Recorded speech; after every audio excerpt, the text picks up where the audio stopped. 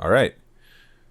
It is Friday, and let's talk a little bit about what we're getting into this weekend. So, had a little break for spring while I was working on some of the videos from winter and getting those put out, and waiting for the weather to get better so we could get into camping season. Now that has finally arrived. So, it is June, and I'm leaving today to go on a camping trip out to Silver Springs Campground near Mount Rainier. So, I was just going to kind of show a little bit about what we're up to this weekend, real quick, while I'm still kind of in the process of packing everything to get ready to leave. So basically the campground itself, let's go ahead and turn off the avalanche layer because it's June. Although this time last year there was quite a lot of snow up here, so we had a very cold spring. But that is not the case this year. We've had some record-setting warm days. So this is the Campground Silver Springs. This is right near the entrance to Mount Rainier National Park, but it's not inside the park, and that's important because that means it's a cool place where we can fly drones if we want to. The only thing that we have to watch out for is this little rural airport here. This is, in my experience, I've camped at this campground a couple of times, and mostly there's just bush planes flying out of this airport, but that, it's good for one reason, meaning that there's not a lot of air traffic control. You can fly relatively close to it with drones, but it also means that most of the planes coming in, from what I've seen, given that they're bush planes, are typically flying in at really low altitude. The ones I've seen landing are kind of flying in the river valley, well below the 400-foot ceiling for drone flight. So means you really need to stick to the FAA laws around keeping your drone within line of sight to make sure that you're not going to be interfering with any actual aircraft that are human piloted trying to land. But that's really the only risk, and it's not that big a one. I mean, it's pretty obvious when there's a big bush plane flying in, or I guess I should say a little bush plane flying in, because they make quite a lot of noise, and they're really clear to see with your naked eye. So anyway, that said, this is really the only reason, the only thing to watch out for while we're flying in this area. But otherwise, we can do a lot of photography and videography with the drones. And to that end, the plan is to go up to this spot called Suntop Lookout. So this is an old fire lookout. They don't use these anymore because, with modern technology, we look for forest fires with like satellites and other kinds of sensors from space. So we don't need rangers camping out in these old fire lookouts to just keep an eye out for wildfires. And so that means that they're kind of more of a, outdoor tourist attraction type thing. So we're going to go up here and check this out for sunrise, probably Saturday and potentially Sunday, depending on what the conditions look like. And I was actually camping in this area last year, almost the exact same time of year last season. And we had initially planned to go up to Suntop as well, but with the snowpack, it was looking like it was probably going to be a snowshoe hike. And to our credit, I mean, we did pack our snowshoes thinking we would get up in the morning and snowshoe up there. But the weather also didn't really cooperate. It was pretty rainy. I can roll some clips that I shot from last season while we were out there. But a big kind of atmospheric river came in and dumped lots and lots of rain from like Thursday through Friday. And because there was still so much snow left at altitude, that warm rain melted the snow and had the river running really, really high. In fact, the river was running through the lower parts of the campground in some places and up to like the bench height on the picnic tables in some of the campgrounds. So they actually had to kind of close lower campsites in the campground. We were camped up higher, so it wasn't an issue, but it was pretty interesting to be hiking down there and just looking at this river flowing through the campground. But what that meant was there was really low cloud cover and it was really overcast. So we did get up early to go up for sunrise and kind of looked at the sky and we're like, there's no point, because it wasn't like low clouds where there's like an inversion layer and you're going to get above it and it would be really spectacular. This was just like totally overcast skies, raining, and it was going to be a snowshoe hike in the dark. It just didn't really, there was no point, right? From a photography standpoint, we weren't really going to net ourselves anything by doing that. So we just went back to bed. So to that end, we're talking about getting up for sunrise. We are very close to the equinox at this time of year, which means that the night time is very short and the sunset and sunrise are really kind of compressed. And that means that it's going to be really challenging to get up for sunrise. This I have kind of marked on Fat Map here, this as a hike, but it's not really a hike. This is a road. And you can drive almost all the way up to Suntop. So what we'll be doing, it's about a 40-minute drive from the campground. So we'll be getting up at like 3:30 in the morning. It's about 5 a.m. when the sun will rise, which means the blue hour starts around 4:25, 4:20. So ideally, we really want to be up there like around then. I'm hoping the weather cooperates. You'll see when I get in the car and go load up all the gear in a minute. It is raining right now again, so we're kind of in the same boat as last year, but not quite the same in the sense that like we're expecting about a ½ inch of rain, and it's pretty light today. So precipitation today for sure, tomorrow in the morning, and it depends. Like if we get up and it looks like it's the cloud cover's too low and there's not going to be any visibility, if we go up to Suntop, probably just go back to bed, right? And then we could go up there for sunset, where the rain is supposed to taper off, and really do that. And then Sunday, we'd be looking at maybe a nice sunrise hike. So the other thing we'll take a look at here is, let's just see if we can get an impression for the cloud cover. So Silver Springs Campground, Washington. And clouds. Yeah, so we're down here. And you can see this is the boundary of the national park, right? So we're like right outside it. You go like 5 minutes further up the road and you're in the park, which, it gives us potentially some options for going into the park this weekend and going up to some of the viewpoints in there. But I don't think we're going to really do that. It's an idea, but I think we really want to kind of stick to the fire lookout, because I've been meaning to get up there and get some photos and video, and it's just like I haven't made it happen yet. So I think we might be better off just trying to go there a couple times and hope for good conditions once, because it's always a bit of a crapshoot, right? But yeah, we were looking at cloud cover. So let's see. Zoom out a little bit. So here's today, Friday.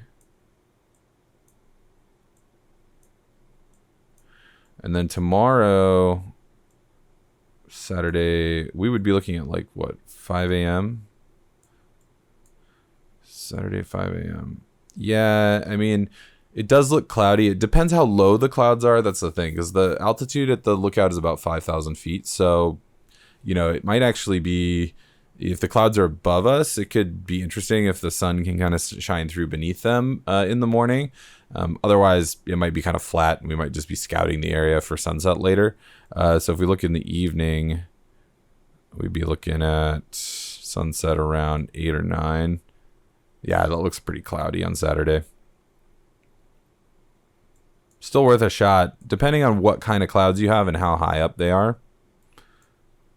It can pan out. And then Sunday, 4 a.m., 5 a.m.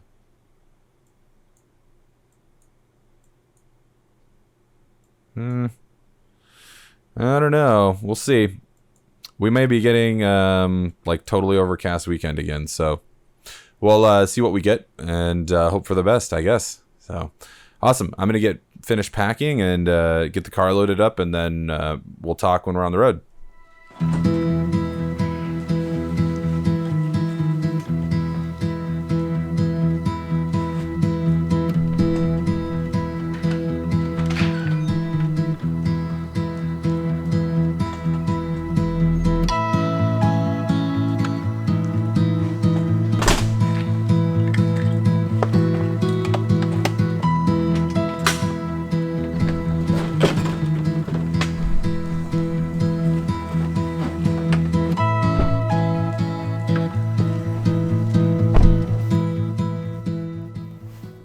Okay, so first things first, I got to head to the storage unit to get most of my camping gear where that's kept, and then we're gonna come back here and grab the last few things that I have in the house, and things that are in the fridge and stuff that need to go in a cooler, and then hit the store, get some ice and any last minute things that I need, and should be good to go. So probably still about another hour before we hit the road, but making good time.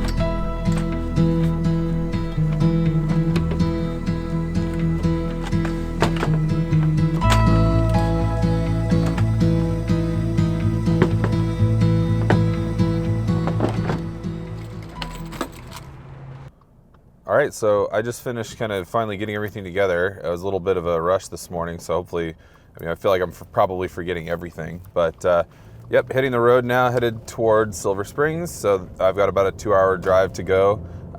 As you can see, it's kind of rainy, like I was talking about this morning. So yeah, we'll see what the rest of the day holds. And luckily, the campground's pretty sheltered. It's in the woods, so. Hopefully this kind of rain that's going on right now won't be too bad once you get to the campground. So awesome. All right, I'm gonna hit the road.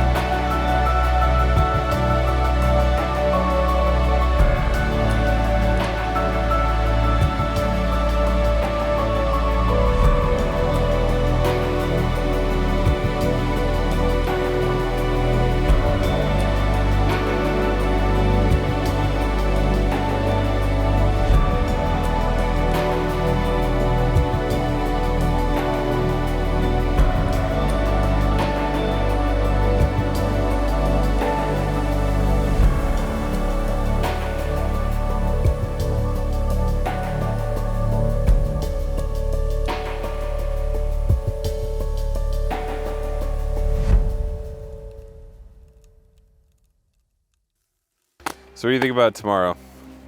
I think So we're not I don't think we should even try and wake up. not for sunrise. I mean, I was thinking I'd have to get up at 3:30 to do that, so that's just brutal. I think that we're probably going to be up at 6 anyway. Yeah. And then we can wander around. We should check out this trail that's over here Okay. because I think that goes quite a ways, and then we can do that pretty easily while people can stay here, dogs can stay here, and then we can fly drones, do whatever we want to. We need to monitor our proximity to the park though, Yeah. We're close. because we're like literally right on the border. So as long as you aren't standing in the park, you could fly a drone. Right. Like, it's okay to fly a drone over the park boundary legally. You just can't pilot a drone from inside the park, if that makes sense. Mm-hmm. So Drew, yeah, I'm seeing on the GPS forecast, 3 a.m. the rain's gonna start again, and then it'll go till 9 AM. Yeah, and then, oh yeah, 1700 hours is 5. Yeah. It's gonna be partly cloudy. Yeah, sunset should be pretty good, I think. Yeah, that's looking pretty good. So sunset, and then come back, recharge, go back up for sunrise, and then pack everything up and leave on Sunday. Yeah. Sounds Okay. good.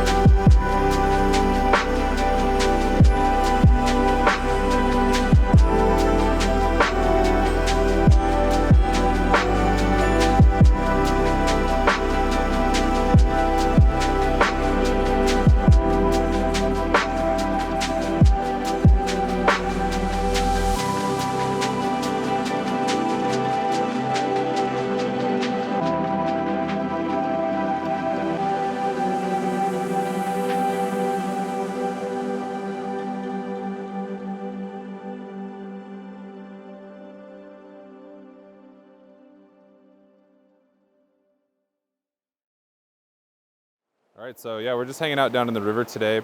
We thought about getting up this morning to go up to the lookout, but we talked about it last night while we were sitting around the fire, and just given the conditions, it was raining all morning, and the cloud cover is super low right now, and it's pretty dense. So going up to the fire lookout at 5,000 feet, you just probably be in these clouds, basically. So we were kind of trying to play the forecast here and looking at it, and it looks like, that we saw the rain was going to taper off for the afternoon, and it has.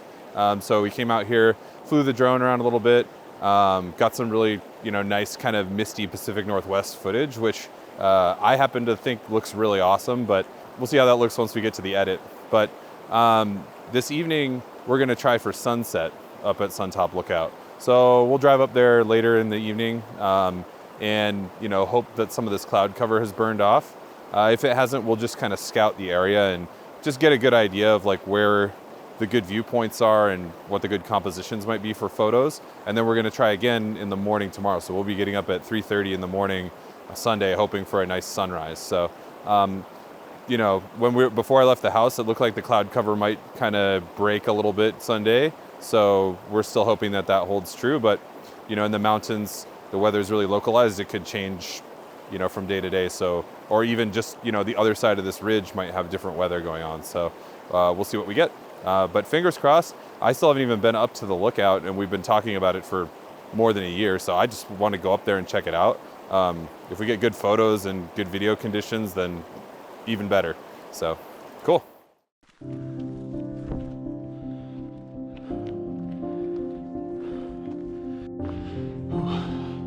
This trail's fucking steep. It's a lot of work. And we're not going to be able to see much, I don't think.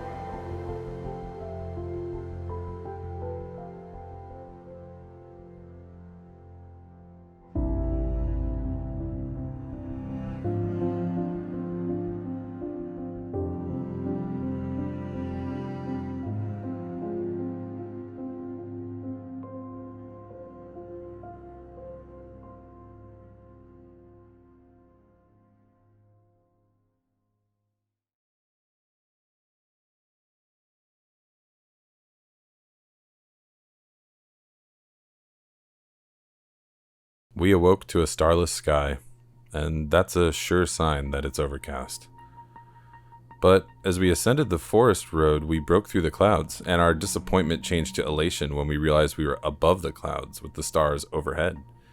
These are the conditions you dream of every time you struggle out of bed at some unforgiving hour of the morning and haul a 40-pound pack of camera gear up a mountain. Until the low tire pressure warning lit up on the dashboard. We watched the pressure drop rapidly and could immediately tell this was not a slow leak.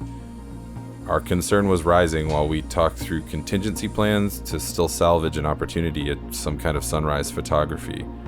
But at the last moment, we rounded a corner and the parking lot emerged from the darkness in front of us. Luck was on our side as we limped the Jeep into the parking lot with only 15 psi remaining in the tire. Here, we knew we'd have an open space on flat ground to deal with the tire, so we compartmentalized that problem in our minds for later. We had a sunrise to catch.